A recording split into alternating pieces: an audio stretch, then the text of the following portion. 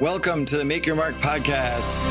Hey everyone, I'm Mark Moyer, author of Win Again, speaker, career coach, and business advisor. And I help athletes, executives, and entrepreneurs reach their fullest potential. What you're going to be hearing in every single episode are conversations with athletes and other sports-related influencers. And we'll be offering you the insight that you need to succeed in life, including advice that will let you jump past your competition, whether it be for a great new job or taking your business to a much, much higher level. Make sure to connect with me on social media at Mark Moyer Coach and go to my website, markmoyer.com, to get access to the tips and strategies that my coaching clients get directly. If you're looking for ways to make your mark, send me an email to mark@markmoyer.com and I'll get you going right away. Thanks for joining me today. It's going to be an awesome episode. Now, are you ready to make your mark? Let's do this. Welcome to the Make Your Mark podcast. My name is Mark Moyer and I'm broadcasting to you live from New York City, and I'm super excited to have you on board, whether you're listening in New York, somewhere else in the United States, or anywhere else on the planet. Thanks for being here. And I got to tell you, I'm excited because I just had an amazing conversation with Dave Stevens. And Dave is such a remarkable guy. He was actually born without legs. He is legless. And we talked all about how he's overcome so many obstacles and barriers to actually play sports. This guy played collegiate football. He played baseball. He's done all kinds of things. He's been a reporter. He's worked with ESPN for 20 years, and just a superb guy, great motivational speaker. He gets you pumped up and excited, and you have to hear this episode. You have to hear his story. It'll really inspire you. It inspires everyone. But before you do that, make sure you subscribe to the podcast, obviously, whether it's on iTunes, Stitcher, wherever you listen to it, Spotify, etc. But also jump onto the website for access to my previous episodes. They're all great. And I also have tons of great content on the website, whether you're starting a business and you want to grow it dramatically, or if you're in a career that you just want to really progress faster. Tons of content there. You'll love it. But let me stop my promo here and jump into the episode because Dave is a great guy. You're going to love this episode. Happy listening.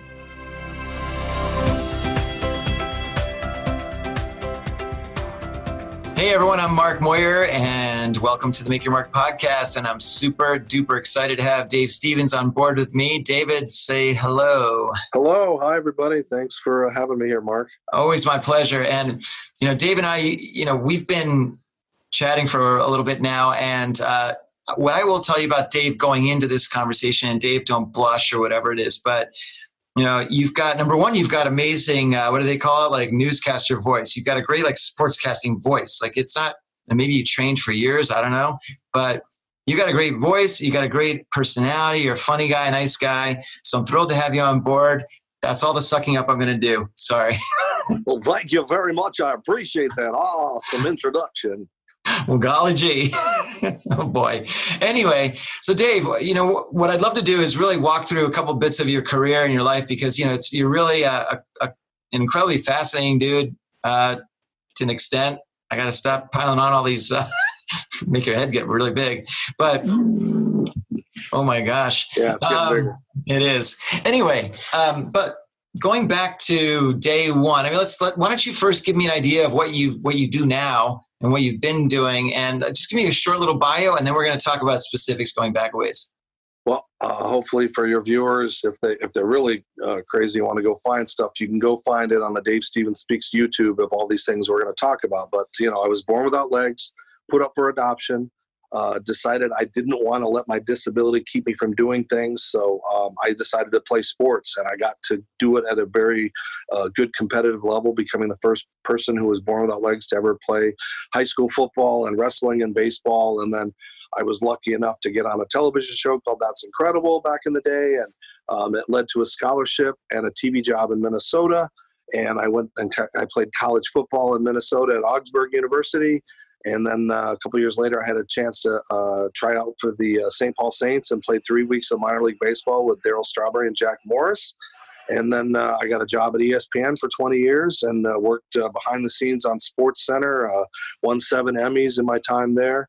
They had the layoffs of 2015. And so then I had to reinvent myself a little bit where it's time to kind of embrace what my life was about. So I'm a motivational speaker.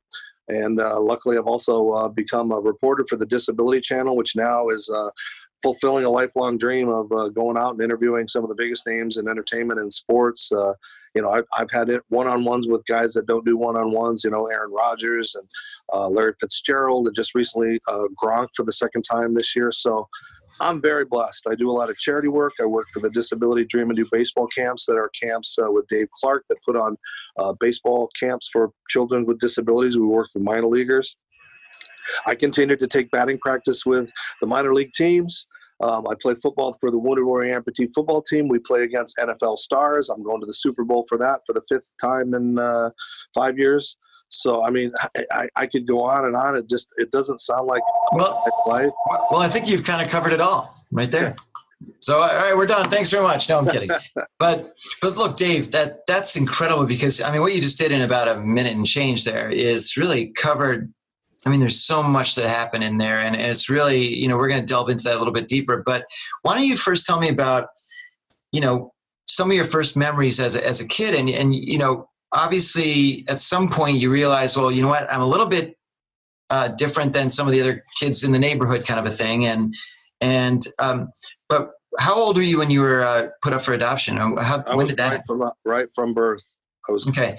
So obviously, two older people decided to adopt me and raise me, and I'm very, very blessed and lucky that they instilled in me. Maybe their age was a factor in not holding me back and giving me my independence. But I turned out pretty okay, and the only regret is that my mom died when I was 18, the day I left for college, and my dad died a year and a half later, both from cancer. So wow, yeah. And so what are what are some of the lessons that you feel you learned from them at sort of when you were younger? I mean, obviously, I mean, God bless them. You're right. I mean, they took on something it's probably a little bit more challenging than, adopting someone who's more able-bodied and so forth, right? And so what are some of the things that you may have learned from them at an earlier age that really helped you as you grew up?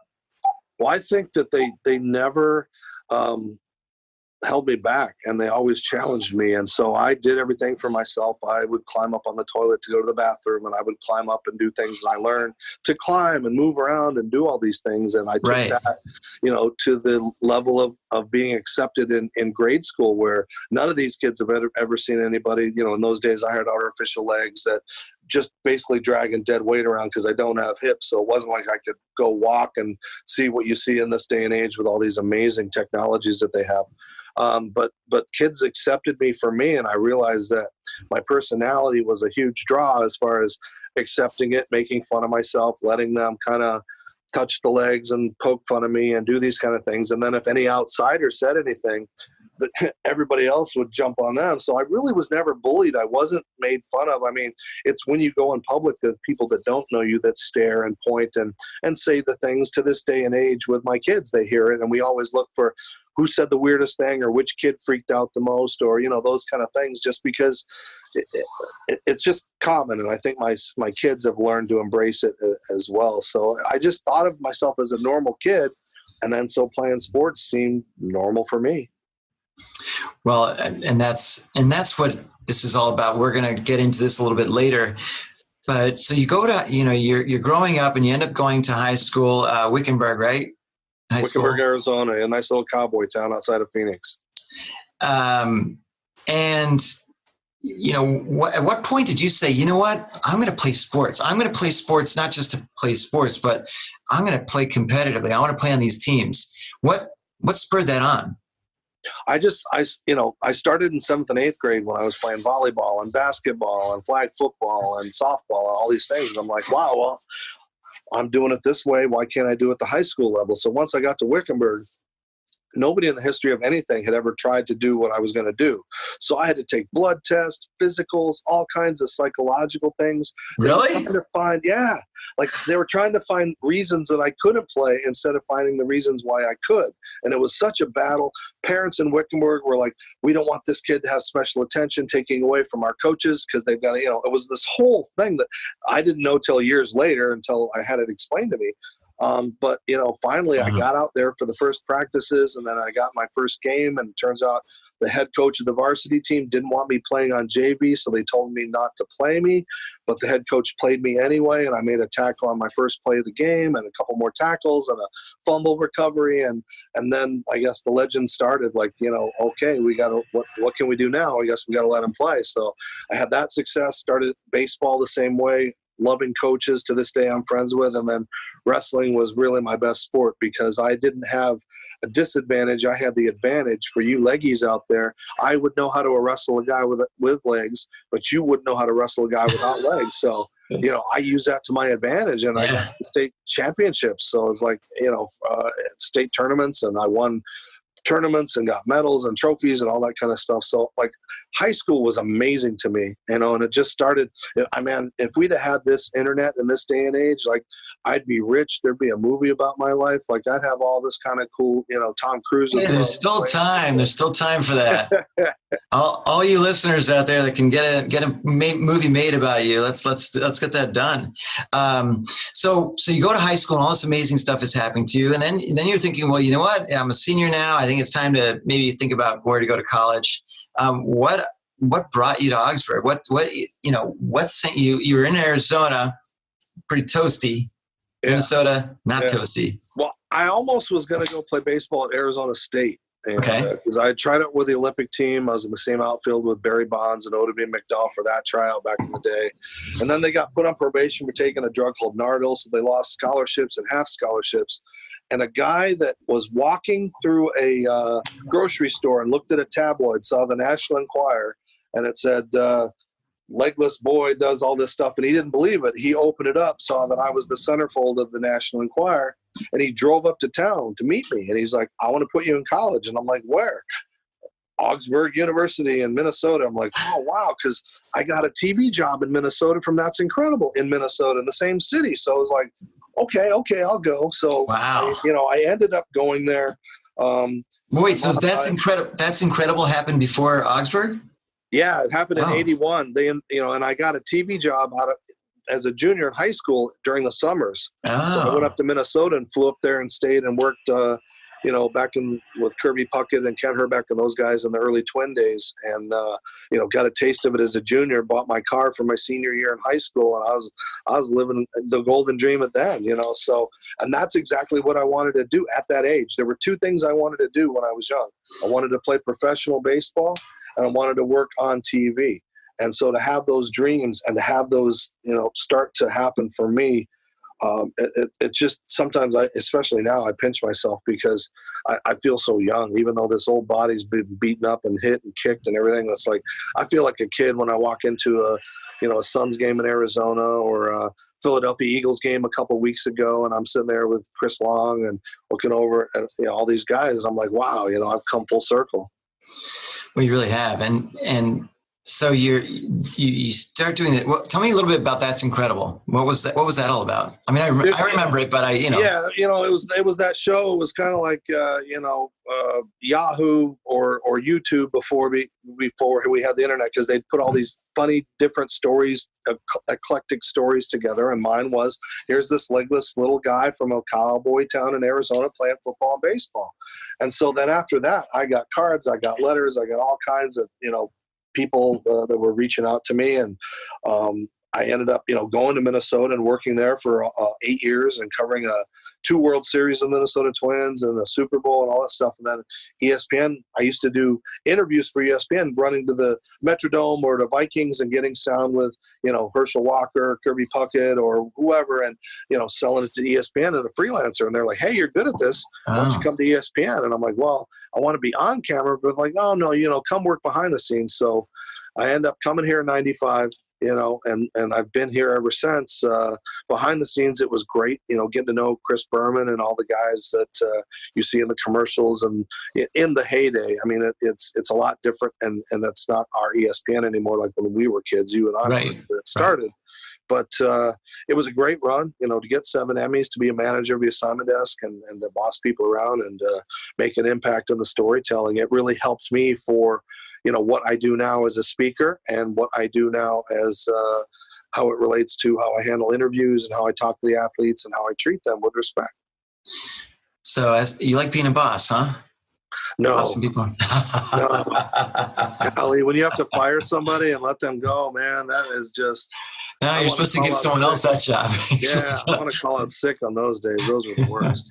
Yeah, I can imagine. So I'm curious, going back to your Minnesota days when you said you were playing baseball there with Strawberry, with Strawman. What was that like? I mean, he was he was at the tail end of his career, and he was kind of just not playing out his days, but that's sort of what he was doing, I guess, right? Yeah, I mean, he was at a real crossroads, and I walked out onto the field, and I know he signed as a last-ditch, one last chance kind of thing, right, with the St. Paul Saints, which was, equivalent of AA, AAA, independent baseball. And I walked out on the field, and all cameras zoomed in on me, and all of a sudden, all the media was focused on me and leaving Straw alone. And he really felt that was kind of, that he wasn't being bothered. And we became friends, and we talked a lot, and we'd have lunch together, and we'd talk about, what he's been through. And we're still friends to this day and age, And so to play baseball with him for 3 weeks and see a side of him, I can only judge people on how I've met them. Unless you're R. Kelly or O.J. Simpson or Bill Cosby, I'm not going to have a preconceived notion against you. And so I gave him the benefit of the doubt, and I know he did have those demons, but he now makes an impact. He's got some great rehab centers in Tampa. He goes out and preaches and has a church and has done real well. But, for me, playing minor league baseball, to start in a game with Jack Morris on the mound, and I look in the outfield and there's Darryl Strawberry, and here's this legless dude playing second base, And then on the road, he hit 3 home runs, and he told the manager, he's like, hey, Skip, throw in Dave. I got to pinch hit for Darryl Strawberry in Madison, Wisconsin. So there's not a lot of guys with legs that can say they pinch hit for Darryl Strawberry, That's really cool. Well, and, Strawman, I think he gets a lot of, he's misunderstood sometimes. And, he's one guy that's actually genuinely a nice guy. Like he is tremendous. Guy. And the parallels and the sadness of he and Gooden, they're forever tied together, but they both haven't taken the same direction as to where they are now, where Straw's doing good. And Dwight, if you suddenly heard of an obituary of Dwight Gooden, it wouldn't shock you. He's had a lot of trouble turning things around completely. So you're at ESPN. At any point while you were there, I mean, you were there a long time. Was there a point where you said, wait, guys, hey, I'm good looking. How about putting me, put some eye candy, it was in front of camera? As much as I wanted to, and I would still do occasional on-camera things for friends and stuff like that. It was just, you have to go and make your mark somewhere else, go to a market and work your way back up. And I always felt like I had gotten to that point. And then I've kind of been on hiatus for 23, 24 years. So it's great to do it. I wish I was a lot skinnier and younger. And better looking than I am now. But the reception by the athletes has been tremendous. It started at the Super Bowl last year when there's all these guys in the crowds getting, hundreds and hundreds of guys trying to get one guy. And I walk up to him and he kneels down and they sit and they start talking to me. And it started upsetting people. But, you can also see the tapes where Guillermo from Jimmy Kimmel sits on my lap and we have fun. And, comedians get down on the ground with me and do it's turned into a shtick, which as you said, you put them at ease. I try to give them a leg joke or say something silly or, Larry Fitzgerald, I'm not a leg guy. I'm a hands guy and you have great hands, and he'll laugh. And, the things I say with Gronk, or I started talking about Dunkin' Donuts with Aaron Rodgers. I'm like, I couldn't get a Dunkin' Donuts in this town. And we started talking all the time. And it's funny. It's not the usual. Do you hate your coach? Do you feel like he should? Right. Like anybody can get that stuff. I like to try to get the different sides where I make Tim Tebow laugh out loud when I'm like, if a guy without legs was chasing you down out there, what would you have done? And he's laughing from his belly because you can tell, he's at ease and he's comfortable. Yeah. It's a nice thing. So I really, you can't always go back in time, but I feel like I've really reached the fountain of youth as far as what I'm doing for the Disability Channel. Well, look, Dave, the only reason we're speaking right now is I saw that promo piece you did, or not a promo piece, I'm sorry, but like a year in review you did about saying, 2018 was a great year for you. And I watched, I got to tell you, I was impressed with the caliber of people you spoke with. And you're absolutely right.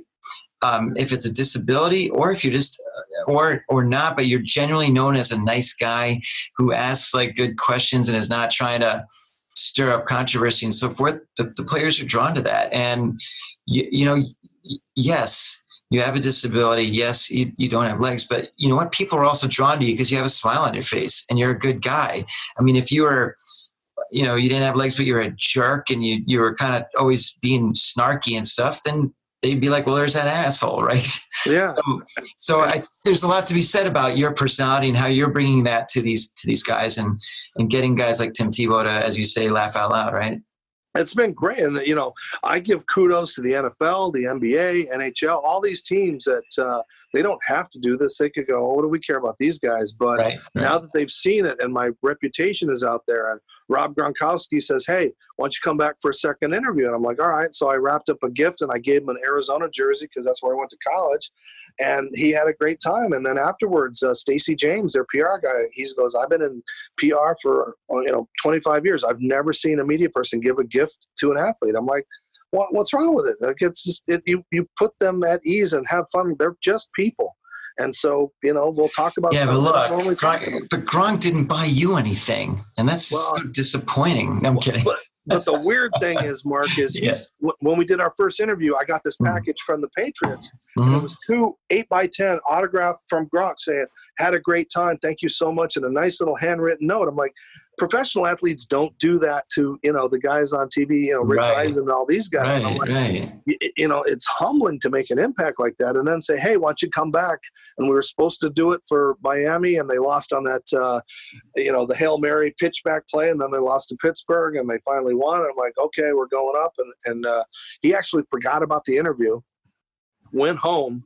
They called him and texted him, and he drove back to the stadium. I mean, how many athletes would just see ya, I'm on vacation. Belichick gave us 5 days off. I'm out of here. He turned around and came back. So, I mean, that's great. These guys, you have to respect them. They get bad reps. They get, and again, they're just human like us, and they're under the microscope. But it wasn't like that in the 80s and 90s when I was in the media, where every breathable moment can be captured on tape or by somebody to expose you, when sometimes you just want to have a beer with your friends and you don't want to worry about your conversations. You're right. It's absolutely incredible that, and it's interesting because I think some athletes have sort of worked their way on figuring out how to turn that to their advantage, but others are just like, what you just said, it's, you just want to have a beer and hang out. And even if it's with your friends and telling off-color jokes or doing whatever, you don't want someone in your face with that phone, putting it out there, for the world to see. It's funny now. I've become some, very good friends with someone who does all the sports, sort of like the brand management for an athlete, to make sure that they understand how to really curate what they're putting out there and be careful what they say and they do. And these people are becoming much more prevalent. And, in fact, her name is Lauren Walsh. I actually just met her a little while ago for a quick bite, and she runs an agency out of Chicago where they're very what they call faith-based. But what that means is not necessarily religion-based, but it's more so where they focus on those athletes that really put out a great image and a great doing the right thing sort of a thing. And, I think someone like Tim Tebow, I'm sure would fall in perfectly with that. JJ Watt, another guy, those absolutely, guys. Absolutely. So anyway, but that's all great stuff. So how did you end up hearing about the Disability Channel? Like, what got you connected with them? Well, I think they found out about me because I was doing things for our Disability Dream and Do camps with Dave Clark, who's another great story. The only pitcher ever who pitched in the minor leagues on crutches. He had polio and pitched on crutches, threw a knuckleball, was in various organizations, became a coach, an Olympic coach, coached overseas. So he puts on these camps that we put on for any child with any type of disability, just a day to be normal and to play baseball. And I think they caught wind of what I was doing for them and the TV things, and they saw that, and they reached out to me and they said, hey, we don't have anybody in the United States. We're based out of Canada. Would you like to kind of start doing stuff for us? So I kind of do it when things work in with my life, and it's worked in my life pretty well. And a lot of people, just once now they hear about it, they're not sure what it is, but they don't turn us down. And, I'm not ashamed to show them my tapes or send them a clip when they say, well, what do you do? And I'll send them something, or here I am, live on Lambeau Field with Kenny Mayne doing a pregame show. And then I get to play football before 75,000 people at halftime. I mean, again, there's not a lot of people that get to do that. So I count my blessings, and I appreciate what I've been given, appreciate the opportunities. And, hopefully more people will see, that just because you have a disability doesn't mean you can't contribute to society, which I do for, charities and my work, and just trying to live my life so people can see who I am. And now that I'm a father of 3, growing boys, that I'm just a normal dude. You can call me handicapped, but I prefer that you just, say he doesn't have any legs, because that word handicap, it encompasses everything. If you're blind, you're deaf. If you have cerebral palsy, if you have, any type of abnormality, you're handicapped. If you're white, you're white. You're black, you're black. If you're Hispanic, you're Chinese. That's your religion. But handicap. So I think if people see my story, is Dave Stevens handicapped? And I never talk in the third person, but it's like, I don't have legs, and I've done all these things that able-bodied people, dream of. I tried out for the Dallas Cowboys. I played football in Ireland and Australia and New Zealand. I've done things. I've interviewed Michael Jordan and Tiger Woods and all these things. And it's just like, if you see me from the waist up, I look like another normal fat schlep. But now without the legs, I'm not against using the gimmick if it works, Well, of course. Well, look, but see, sex sells, right? Sex sells. Well, yeah, it does. But what I think is important, and you're being very humble right here. But look, as you said, you may use it to your advantage, but it's really just opening the door, right? You've got to still be Dave Stevens walking in through that door and be the guy that people want to talk to and so forth, right? So that's really critical. And I think what's important though is that, and we've talked about this earlier, the need to really educate not just other, as you say, handicapped or disabled people, but also non-handicapped and disabled. All you right? normal ones out there, yeah. Yeah. That's why normal. I really love, I talk to corporations, I talk everywhere, but the schools is where I make the most impact. And I've got another one coming up this Friday. And again, I go and immerse myself. I'll go to the classes and talk to the kids, and then we'll have a big presentation or something like that. And I'll go to PE and play with them and goof around and just let them see. Because again, the curiosity is the thing I think that starts the ignorance and the prejudice. So, when parents tell them, don't look at him, don't stare at him, I say, let them look at him and let them stare at them. Let them ask those questions. And if they come up to me at the mall and their parents are trying to yank them away, and I'm like, hey, I'm Dave. It's okay. I'm not a monster. They're going to see that, hey, these people that are a little different are not so different, and I can warm up to them. So when they see me on the stage and I talk about my life and I show them, the day-to-day, how do I, get in the car and get through snow and get on an airplane and all these things that I take for granted, because there's no book about how to do things in life without legs for dummies.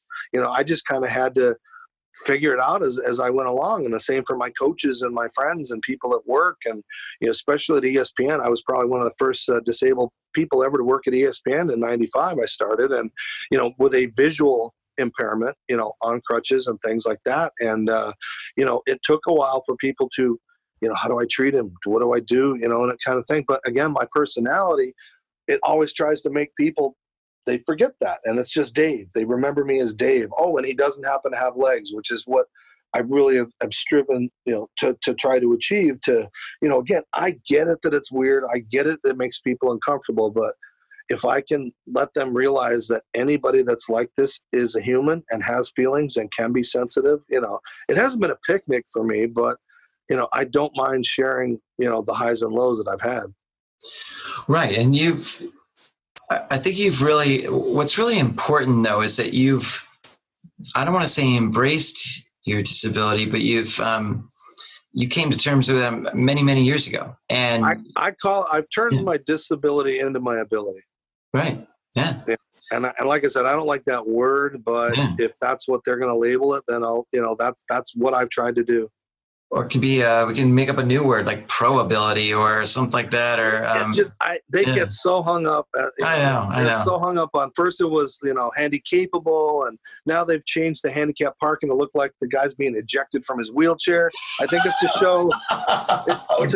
Have you noticed that? It looks like they're ski downhill, and I'm like, is that to show that we in handicap wheelchairs are active? Like, I just don't, I don't know where this stuff comes from, but, it's okay.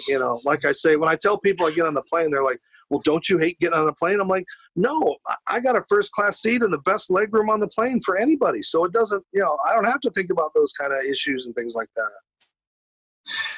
I'm sorry. I'm still laughing about the ejection from the wheelchair. Oh my God. Yeah. Take a look at the new signs. They're just like, like they're going downhill skiing. Whoa. Oh dear God. And I guarantee you it was a non-disabled person that drew that thing, right? There's no way, that's the other thing is that, I think sometimes, again, as you say, able-bodied, whatever you said, normal or whatever it was earlier, but, I think also what really is, and I'm so happy you're speaking at the schools and to the kids, because, kids can be obviously incredibly harsh and incredibly difficult. I like your story about what you said earlier when you were growing up, how right away you'd engage with the kids and just let them, as you said, almost poke you and this and that, and realize that you're just Dave. And, yes, you don't have legs, but you're 100% solid everywhere else. And you're a great guy and a great friend and all that sort of thing. So I think that's such a great message to teach, not just other kids, but also other people in companies. I mean, I know that there's been a big sort of, people don't know what to do a lot, even when they're interviewing. I remember, I spent many, many years as an executive recruiter.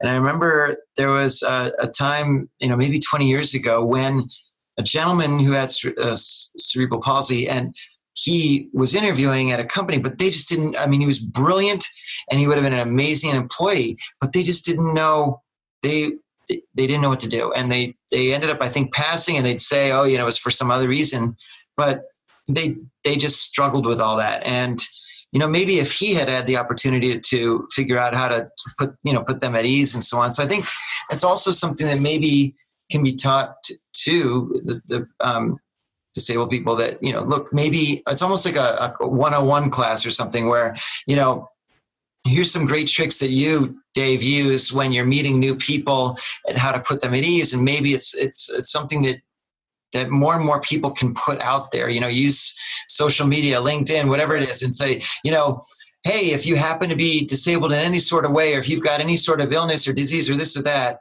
here are 7 things I like to do to help put people at ease, and boom, boom, boom, and boom, boom. You should do that, actually. I think that could be really neat. And Mark, as a manager, I was on both sides of the fence, because I think it's probably, for a lot of these companies, they're also apprehensive to, once they have hired somebody with a disability, to not grade them or give them a review as harsh as they would someone else because of the sensitivity. Right. And so, I've been on both sides of that, where if I think the first couple of years, maybe it was like that at ESPN, but then I got a great reputation, and, if something got screwed up, I would get, not that it happened a lot, but, you want to be able to not just let it slide because, oh, well, he doesn't have legs or whatever. But I think elsewhere in the workplace, I don't know, it's like that. So it's like, there's that oversensitivity not to,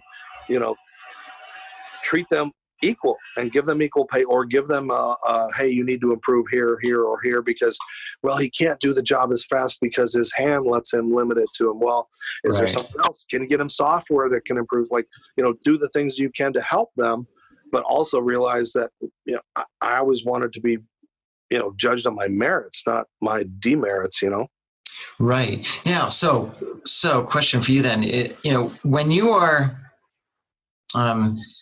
looking for new speaking gigs, et cetera, how do you go about finding these things? Do they find you, or, where do people find out more about you?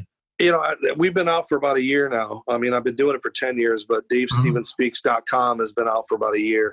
And we've had a lot of word of mouth. And, then I've gone to schools, and the next day, somebody's mom whose kid went there, that's happened in this school I'm going to this week. They saw me, they were inspired. Now they're bringing 4 people from the district region to watch me. So again, I always have to be on my A game, because you never know who's in the audience, and you want people to take away my message the best as possible. We try to sometimes, if I'm doing a big corporate thing, hey, do you have a couple of high schools that I could hit during the day for free, and it'll make you guys look good and you get promotion, and I make my point, because the adults, but again, you make your impact at the lower levels before you get rid of the prejudices, and people have that implant implanted memory. Whereas, they come out of the school, and this girl just a few weeks ago said, I'm going to play college volleyball because if Dave could do it, what's keeping me from doing it? And those are the kind of things that really make an impact in me. So, hopefully people can go to the website, or they can follow me on Twitter and Instagram and all those easy things to do. But, we're booking a lot of things, and I got That's a lot great. of camps coming up, and I'm really excited. I've got to go to the Super Bowl in a couple of weeks That's horrible. How are you going to manage that? I can't believe you're going to be able to. Since my Vikings are never there, I don't really care much. Anyway. That's pretty funny.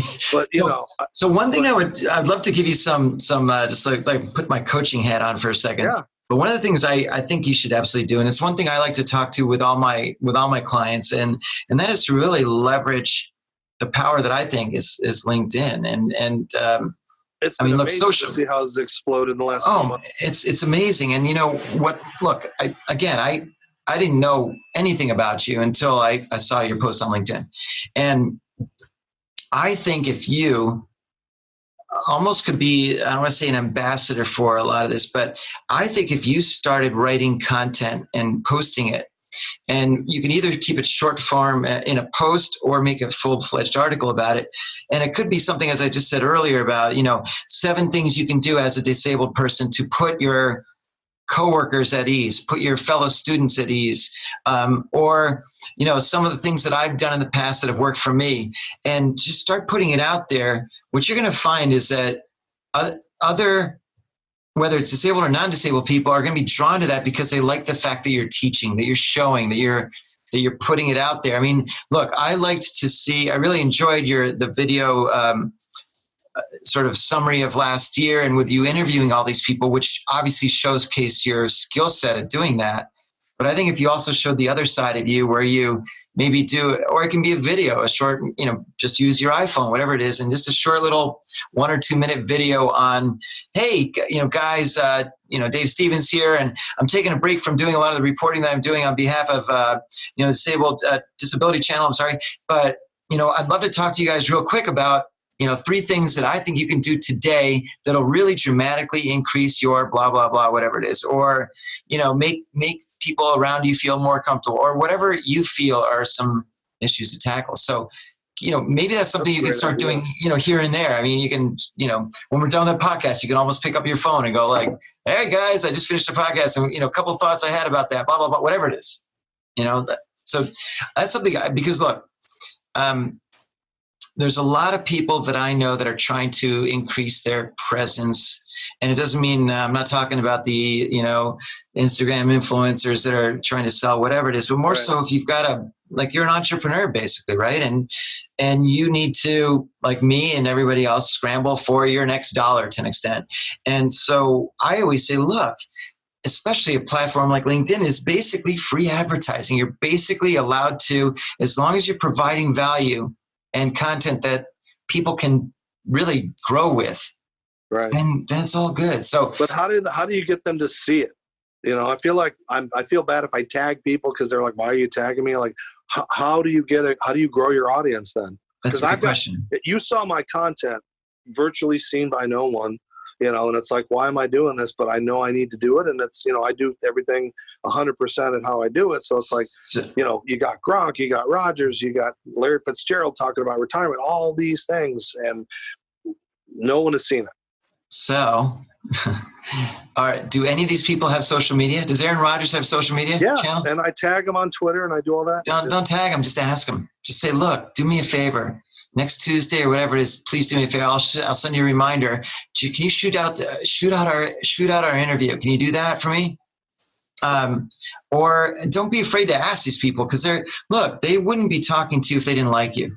And there aren't a ton of likable people sometimes in the media or in that space, right? Oh, yeah, so if you're well liked, of course they want to do it for you because they appreciate what you did for them. And my feeling is that, for example, in my case, I tag people that I know I'm friends with that like me, and I know that they'll share it. And a lot of times I'll say, so what I'll do is I'll put the post, and then I'll do a comment underneath it that I start tagging people. But what I'll do is I'll say, hey guys, this video is about, I'm making this up, but how to interview better for whatever it is. But I'm just curious to hear if you have any interview tips. Would love to hear from you. Leave your comments below. And then I tag, 30, 40 people. But I also tag people that I know have a pretty significant network. And if they only like the comment instead of actually reply, that's fine, because when they like it, it goes to all their network and it gets multiplied. And that's what we're trying to do here, is really, multiply as much of this as we can, right? Just really spread whatever it is. I did a podcast recently with Michaela Alexis, and she is a big sort of star on LinkedIn, not because she's beautiful, she's this, that, but because she's got tons of energy and she speaks to the millennial crowd or the younger crowd, the under 30 and everything. Right. But she also talks about, a lot of things that people that age go through when they're trying to find a job. And LinkedIn decided they really liked her messaging, and they sort of made her a LinkedIn influencer. And she went from a couple thousand followers to 130,000. Wow. Huh. And boom. And you know what? Honestly, I think she's fabulous, great personality, really funny, really nice, and everything else. And I realized, look, you know what? If I have her on my podcast, and I'm assuming that I'll get some of that exposure too. And that I think she's fabulous, and I'm going to promote her to death and so forth. But I'm also realized that, look, maybe she can help me too with her exposure. Right. Oh, and the same thing with you, Dave. I will, and we'll tweet this and we'll put it out there, and because I have a lot of celebrity followings, and I'll tag them and those kind of things. That. But you know what? Don't just tag them, because I think I'll say this carefully, but a lot of them have people that handle their social media, and those people get inundated all day long with these tags and stuff like that. And the person, the athlete, may genuinely want to talk to you, work with you, repost all that stuff, but it doesn't get to them because they've got people that sort of filter out all this stuff. So it's quite possible, Dave, that you're getting almost filtered out by people that, like, you know how to reach out to Gronkowski, right? Yeah. But there might be some times where you've decided to do something where it got nipped at the bud, and you've been like, wait a minute, but that's Gronk. Well, maybe Gronk has somebody that kind of oversees some stuff, and it just didn't get past them. So I think. How will they see it then? Well, because if you've got a direct, I'm assuming if you've got interviews with people, you've got to have some sort of contact info that isn't just their Twitter handle. It might be an email, it might be a text or whatever it is. So just shoot them a quick text, something direct to them that says, hey, I remember we did that interview last year at wherever it was. I'd love to either do a follow-up, whatever it is, but do me a favor. I want to put that back out there. I thought it was a great interview. If you don't mind, would you be able to share it on your network as well? And I don't think these people are going to say, no, you're a jerk, I hate you. They're going to say, yeah, of course I will, right? Right. So that's how I like to do it instead of I find that retweeting or that they're just using that. Sometimes I get lost. Look, we all get inundated all day long from, I get so many emails and this and that. It just comes to me. Especially since they're out there, they can find your stuff and get Instagram and all those hacks. Yeah. Absolutely. So that's what I would do. But I would start, I think you've got a lot of, you got a lot of great stuff going on up here. I think what you need to do is really start getting it out to more people, and they'll be absolutely thrilled that you did. So chase them down. And speaking of this, I want to talk about one other thing that has become much more prevalent today. And that is really there's a much bigger spotlight being put on, some of the issues that are going on in the sport of football, but really any sport that you have the opportunity to, which is the wrong word, but to suffer any sort of brain trauma, head trauma.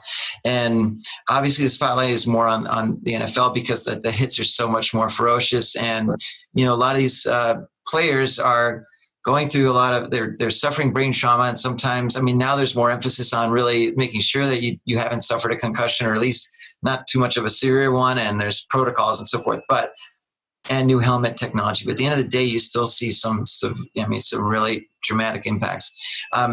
Do you feel personally, and because I know that you've suggested that you feel like you might have gone through a lot of that stuff yourself.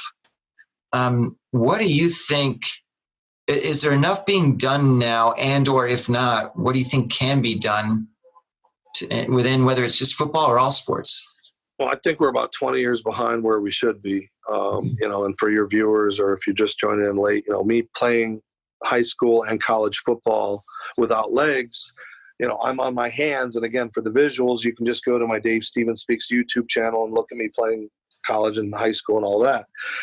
My head was banged every time, knees, hands, whatever, making the tackle. I was a defensive lineman, nose guard. So I'm in even in practice, every play, crunch, crunch, crunch. I know I have it. I know they don't have a test for it. It's not like they can cut me and check my rings like a tree.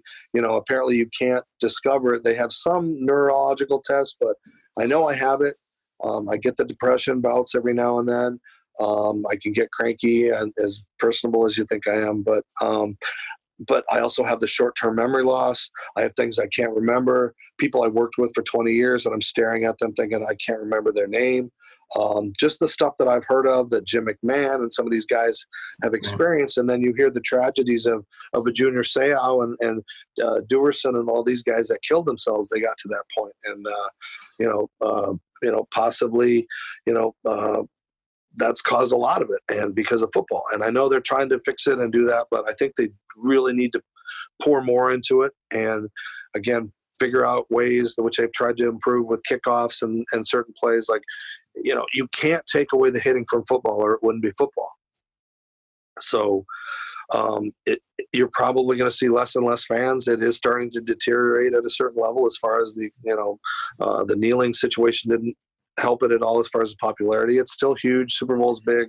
It's never going away. But you're seeing guys walk away from the game 2 or 3 years, or walking away out of college, or being told that they shouldn't do this anymore. And so I think that, the NFL is just, it bleeds money.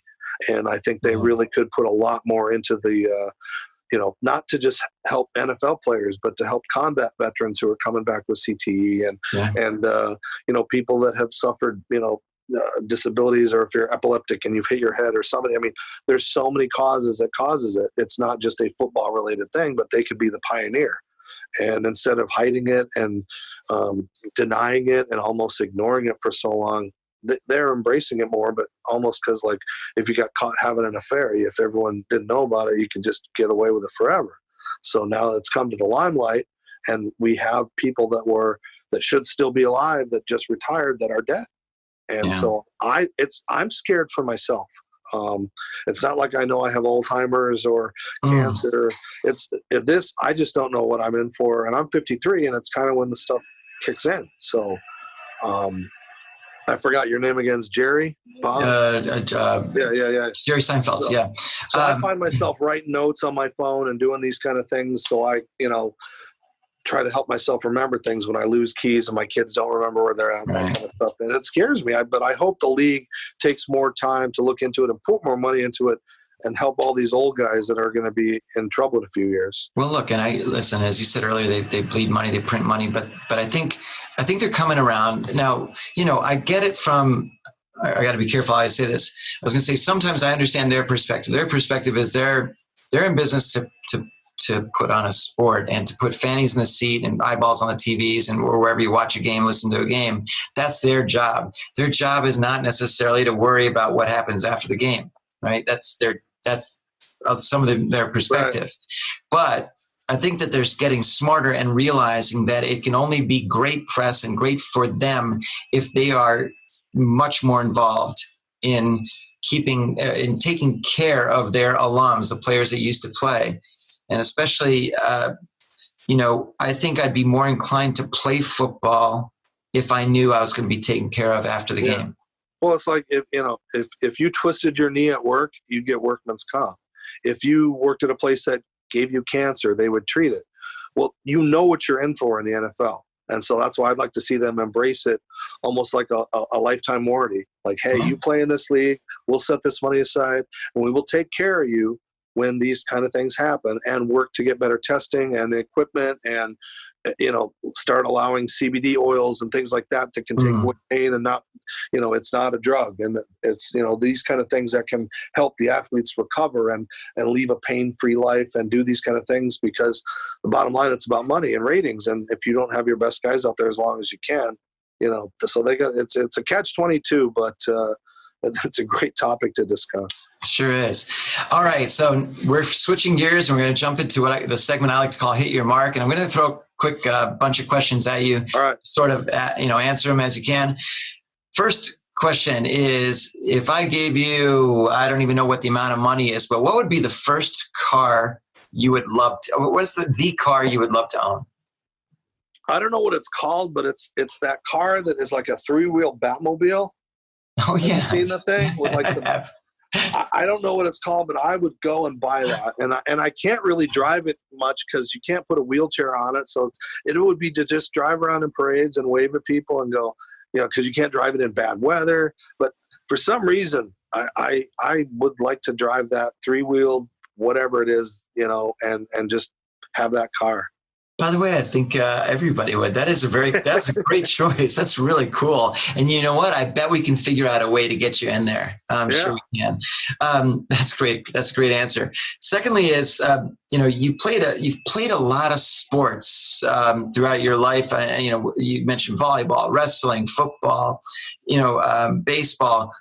What do you think was the easiest sport that you took to? Like, what did you really enjoy playing the most?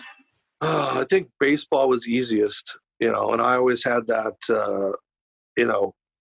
thirst to be a professional because there was a little person, I don't want to say the wrong word, yep. Eddie Goodell. Yep. Bill Veeck signed a little person for one at bat. Right. He had one at bat, and then they never let anybody like that play again. And I always thought, I want to be the next Eddie Goodell, but I want to be a player. And irony of ironies, Mike Veeck was the owner of the St. Paul Saints who signed me. And wow. So I came around. But baseball was my easiest. Wrestling was my best. And a new sport that I've just started playing the last year is sled hockey, which I've never played any adaptive sports before. And I've really taken to sled hockey, and I love it. I know I'm old and fat, but I get to crash into 22 and 23-year-old little punks. Yeah. It's fun. I love it. I guess I'm secretly a violent person, but I've really enjoyed the sled hockey. And it's given me an appreciation, one, of hockey, because I always used to say, man, if Gretzky's so good, why can't he skate for like 10 or 15 minutes a period? Yeah. And when you're out there for 2 minutes and you're like, you can't get off the ice and you're huffing and puffing and, so, Well, it's funny. I play ice hockey now, and I actually didn't start playing until I was 40 competitively. Mm-hmm. And I did not appreciate how difficult a sport that is because and people don't appreciate the fact that, number one, you're on skates or on a sled, whatever it is, you're on ice, man. It's not, that's slippery. You're never standing around. You're never standing around. No. And then, right. And then secondly, you're skating and you're holding a stick. You got also equipment on. Then on top of that, you're trying to control a little puck that's this big. On top of that, you're trying to make sure that you're not getting creamed by somebody else. I mean, there's all these things that are happening at once. And then when I play and people watch, it's like it's slow motion. We're the slowest people around. And then you go to a hockey game, an NHL game, and if you have the opportunity to ever sit ringside, I mean, these guys are flying around like, it's and incredible. When they hit the boards, they're hitting the board. I know, everything shakes. But a great answer. Next is, I'd love to hear, you've interviewed tons of people, it looks like anyway. Who do you think stands out as the funniest? Like a guy that just was constantly like joking and laughing. I mean, a goofball and funny and all that sort of thing. Oh, man. Wow. I'd have to say, you there? Yep. There we go. Sorry. No. I'd say Kenny Mayne from ESPN.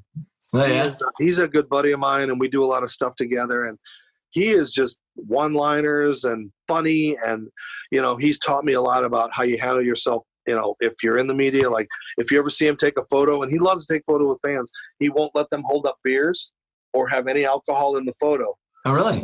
So then they can't say I got drunk with Kenny Mayne or I did this with Kenny Mayne. Interesting. It's really helped me. I do the kind of same thing because, again, in this day and age, they never know.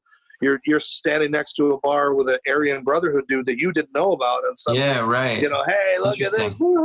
So but Kenny is funny. He's constantly, he's got my humor. I've got his. We'll just do one-liners and make up stuff that's not always appropriate for air and things like that. And, I'd say that, I mean, all these guys, once they, Tim Tebow is a hoot behind the thing. And once you get past that, he needs to be protected because everybody wants to take him down. And once you get past that, he's just a genuinely funny, guy. And I was always giving him one-liners and busting him up. And, when you give a speech in front of Tim Tebow, who gets paid hundreds of thousands of dollars to give speeches, it's very humbling, but to have a relationship with him.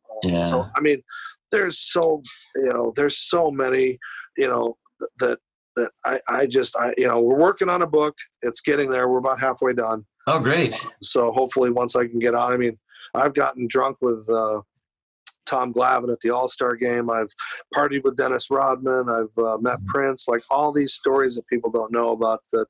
I think that'd be great. I look forward to seeing that book. Well, listen, you've been awesome, Dave. I mean, this has been a total joy for me. With the conversation just flows with you, and you really, you bring a lot of passion to what you do, which I appreciate, and you clearly want to do good out there. And, it's something that I focus on. I call it Make Your Mark, because it's all about how you are making your mark out there. Right. And between the people that you interview and you speak with, the people that you speak to, the people that you're trying to educate, and you are educating them, you're doing a great job. So I really appreciate you being on today. Thanks so much for your time, and, keep doing the great stuff you're doing. Thanks. It's all a part of my legacy. Get it? Yes, I get it. Oh my God. That's, you know what?